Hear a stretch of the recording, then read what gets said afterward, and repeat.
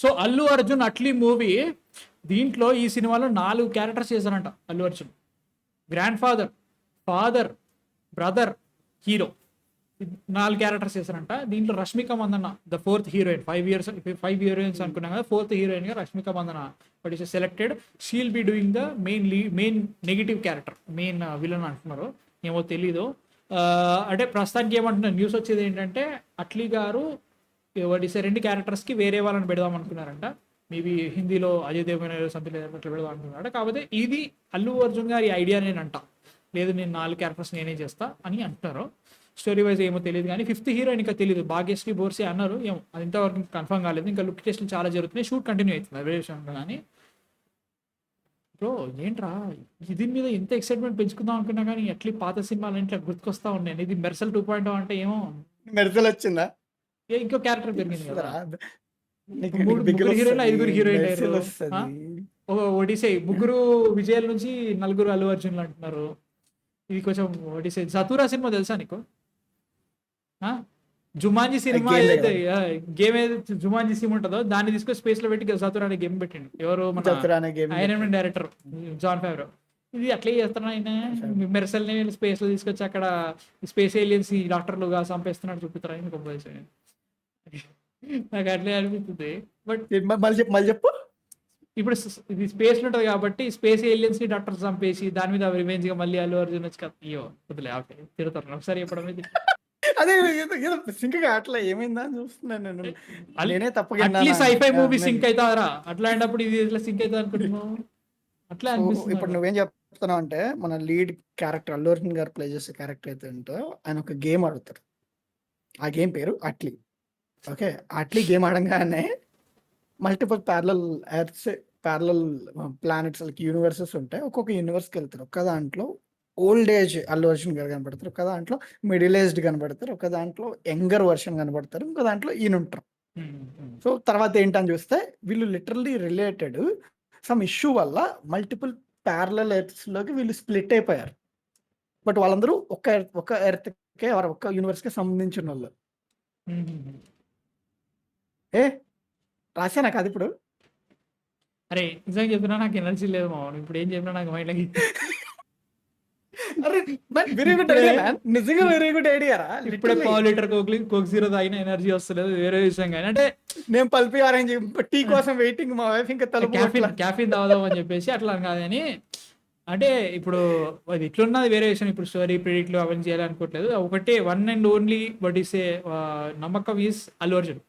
ఎవరో రాస్తున్నారు Bunny script selection మీద నమ్మకం ఉంది, బన్నీ క్లారిటీతో ఉంటాడు కాబట్టి. మిగతా అంతా ఓకే అట్లీ ఓకే, మళ్ళీ 4 క్యారెక్టర్లు అంటున్నాం, స్పేస్ అంటున్నాం. అట్లీ ఇప్పటివరకు అట్లాంటి సినిమాలు చేయాలి. వీళ్ళ గురువు గారు చేసారో తర్వాత అన్ని దారుణం అయిపోతున్నాయి.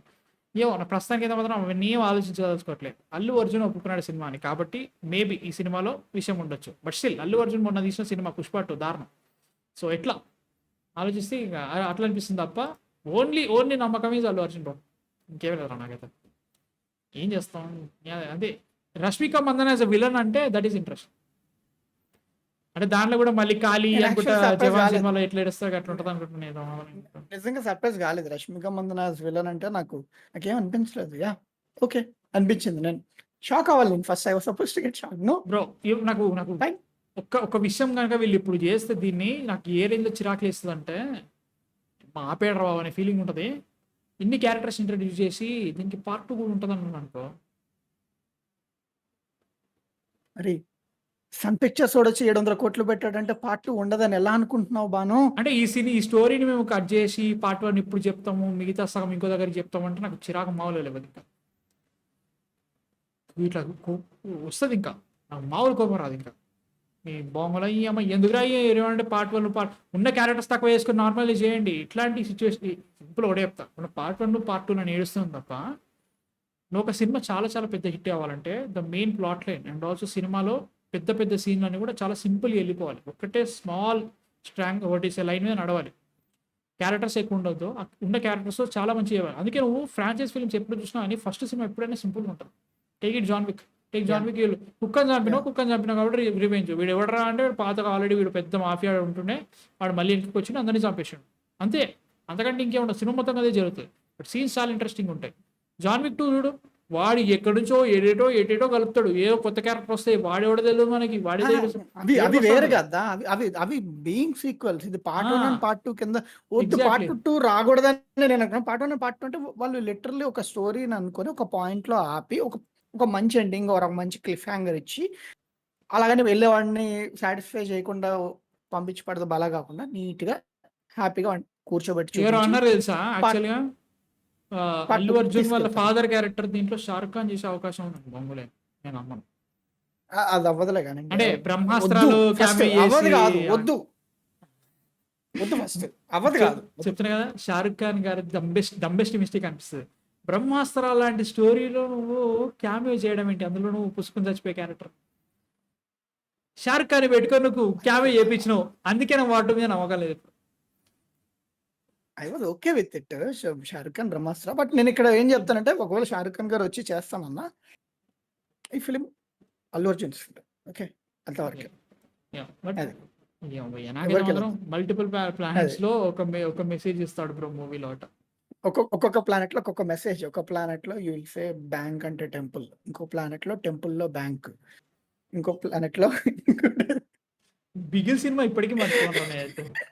ఫస్ట్ హాఫ్ ఒకటి రాయప్ప ఏదో ట్రై చేస్తున్నాడు, ఓకే రా బాగానే ఉంది అనిపించింది. ఫస్ట్ హాఫ్ అంతా రాయప్ప లాగిండు. సెకండ్ హాఫ్ లో ఇక ఫీమేల్ ఎంపవర్మెంట్ అంటాడు, ఆడికి పోతాడు, యాసిడ్ అటాక్ అంటాడు, వీళ్ళందరూ తర్వాత లాస్ట్ గుండమ్మ ఏదో బోండమ్మ అంటాడు. ఎటు పోతారు సినిమా, తలా తొక్కలేని సినిమా అదైతే. నాకు అదే అనిపిస్తుంది, ఎందుకు తీసినావు, పాయింట్ still ఏంటి సినిమాలో అర్థమే కాదన్నట్టు. ఆ సినిమా చూసిన తర్వాత జవాన్ ఇంకా అది కూడా ఏం లేదు అనుకో, అన్ని సినిమాలు కలిపి కొట్టిండు. ఇప్పుడు ఈసారి మళ్ళీ లాంగ్వేజ్ మారుస్తున్నాడు కాబట్టి ఏమో అది వేరే విషయం. బట్ స్టిల్ నమ్మకం అంటే జస్ట్ బన్నీ మీదనే, అల్లు అర్జున్ మీదనే, ఇంకేది లేదు. అరే గుడ్డిగా వెళ్ళిపోవాలి. మేబీ ప్యారలల్ యూనివర్స్ అని చెప్తున్నారు కాబట్టి అతని వేరియంట్స్ మన మార్వెల్ స్టైల్లో ఆయన లాగానే మనిషిని పోలిన మనుషులు వద్దులే కానీ 7 గంటలు మళ్ళీ రెండో పాటికి వెళ్తారు వీళ్ళు. చాలు, ఉన్న 3 చాలు. 4 వాళ్ళ 4 చాలు అంటే ఈయన మిగతా 3. సో ఒక్కొక్క దాంట్లో ఒక్కొక్క విలన్ ఏదో పెడతారు వాళ్ళ కానీ ఒక్కటే చూడు, ఒకరికి ఫుట్బాల్ రాదు ఒక్కరికి కూడా రాదరయ్యా. అమ్మా ఆయన పోయి వాళ్ళ వైఫ్ దగ్గరికి వచ్చి నువ్వు చెయ్యాలి, కరెక్టే అక్కడ జరిగిన సీన్ ఓకే పర్లేదు. నువ్వు చెప్పే పాయింట్కి స్టోరీ అప్పటి వరకు జరిగిన స్టోరీకి నువ్వు పోయిన సీన్ లాగి ఏమైనా సంబంధం ఉందో దీనికి యాసిడ్ అట ఎట్టెటో పోతారా. ఓ తలాతోక లేని సినిమా అయితే మాత్రం దాంట్లో ఇంకెట్లా అంటే ఇప్పుడు నేను ఇప్పుడు ఆడజాతులు అందరినీ నేను ఉద్ధరించాలని బిల్డప్ ఇచ్చుకొని పోయినట్టు ఉంటుంది మైకల్. దాంట్లో ఏముండదు, ఓ క్యారెక్టర్ని పెడతా, క్యారెక్టర్ ఇప్పుడు ఏడవాలి, ఏడిచేదాకా నేను ఇప్పుడు సాధిస్తాను. ఇంకా ఒక సర్టన్ పాయింట్ తర్వాత ఇట్లుంటుంది అంటే బాడీ హారర్ అట్లే వస్తాడు బయటికి. యాక్సిడెంట్ని ఎంత దారుణంగా చూపిస్తే అంత మంచి థియేటర్. వాడు చచ్చిపోతే వాడిని ఏ రేంజ్లో చూపెట్టాలంటే అమ్మో ఇంకా నేను ఇంకా ఏ యాక్సిడెంట్ చూడలేను రా జీవితంలో అన్నట్టు ఎదుగుతాడు సినిమాలో. రాజారాణితో స్టార్ట్ అయింది, రాజారాణి వాజ్ ఓకే.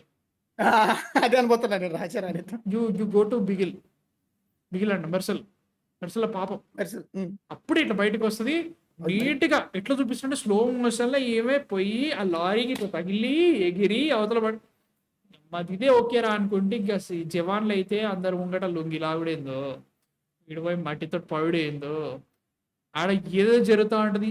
ఆడ ఎట్లా ఉంటుంది ఇప్పుడు నేను అన్ని సినిమాలు చేసినా అది అక్కడ అయిపోయింది కాబట్టి ఇప్పుడు హిందీలో కొత్త ట్రై చేస్తున్నా, చీర పెట్టుకుని నేను వేసుకుంటాను. ఏందో అదొక సమ్ కైండ్ ఆఫ్ పైత్యం నడుస్తూ ఉంటుంది అన్నమాట. అట్లా ఇట్లాంటి సీన్లు ఎన్ని ఉంటాయంటే నాకు ఫెటిష్ అని చెప్పను కానీ ఏం చేయాలి. Fetish is not in that bad way. Fetish is nothing but మళ్ళీ కావాలి. ఏలియన్ జాతిని మింగబోతుంది సినిమా అట. కానీలే కానీ ఎందుకు ఏదో గుర్తుకు వచ్చిందిరా, ఎవరో ఉంటాడో ఇది ఉంటుంది ప్యారలల్ వరల్డ్స్ లో ఏలియన్లు ఇన్వాల్వ్ అయి ఉంటారు వీళ్ళు.